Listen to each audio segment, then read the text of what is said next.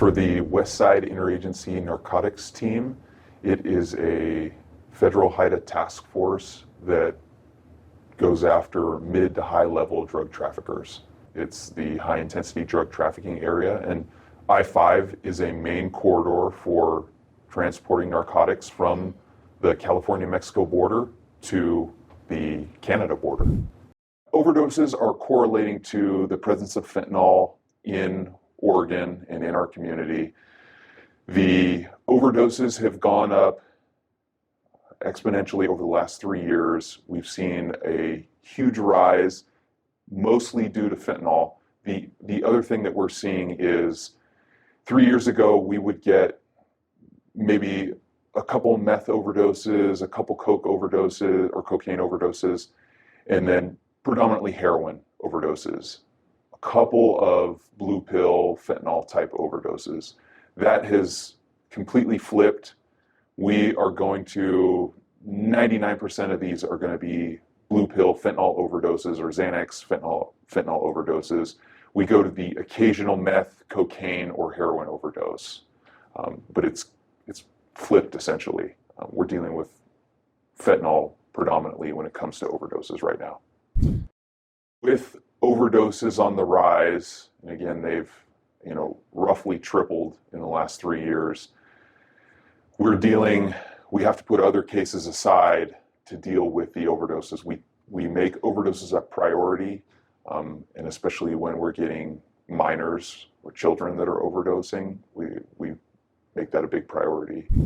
Our goal in those investigations is to locate the source of those pills, whether it's in California, Arizona, Mexico. Our goal is to identify where those came from, the person they came from, and we'll work with other teams in other states to help stop those pills from flowing up north. Fentanyl comes in a variety of ways. Typically a white powder, or kind of like a dirty white powder in its raw form. That powder then can be put with any kind of binder and pressed into any pill you can think of, whether it's a vitamin, an OxyContin, a Xanax, a Ritalin. It can be pressed into anything. That is predominantly how we're seeing it, is either in its raw form, but more so in some sort of pressed pill form.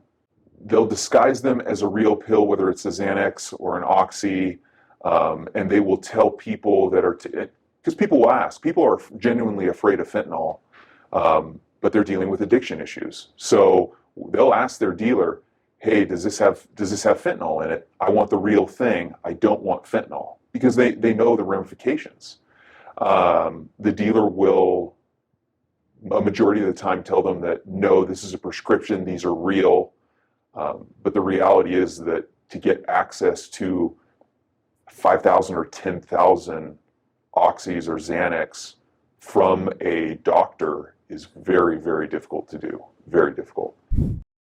In Washington County, in our area, we're seeing predominantly blue OxyContins and the white Xanax occasionally, but the blue Oxys are predominantly what we're seeing that have fentanyl in them.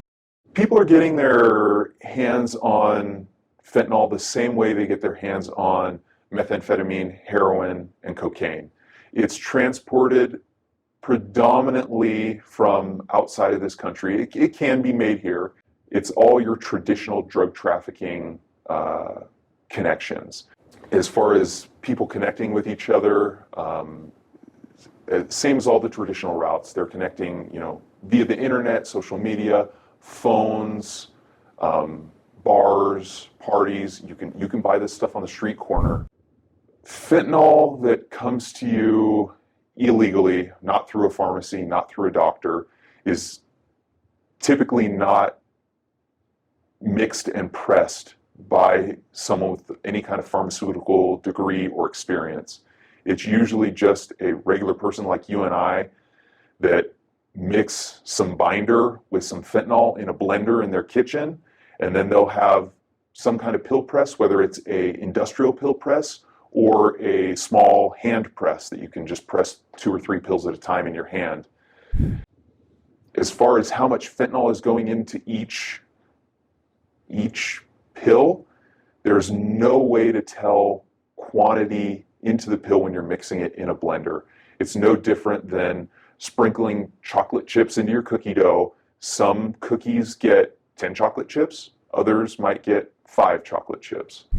So when consuming fentanyl in a illegally pressed pill that was made outside of a pharmacy with fentanyl in it, there is no way to tell how much fentanyl is in each pill. So we have had people tell us that they've taken 1, sometimes 2 pills with no effect. So they'll take a 3rd pill.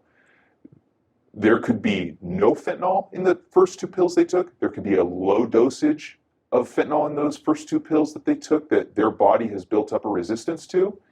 Then they could take that 3rd pill, which has a lot of fentanyl in it and could overdose, or it could have, just the right amount. But unfortunately, the first 2 pills also had fentanyl in it, so it'll cause an overdose.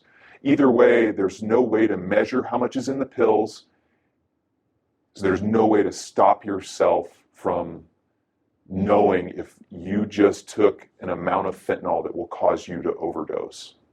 Because we don't know how much fentanyl is in each pill, 1 pill can kill.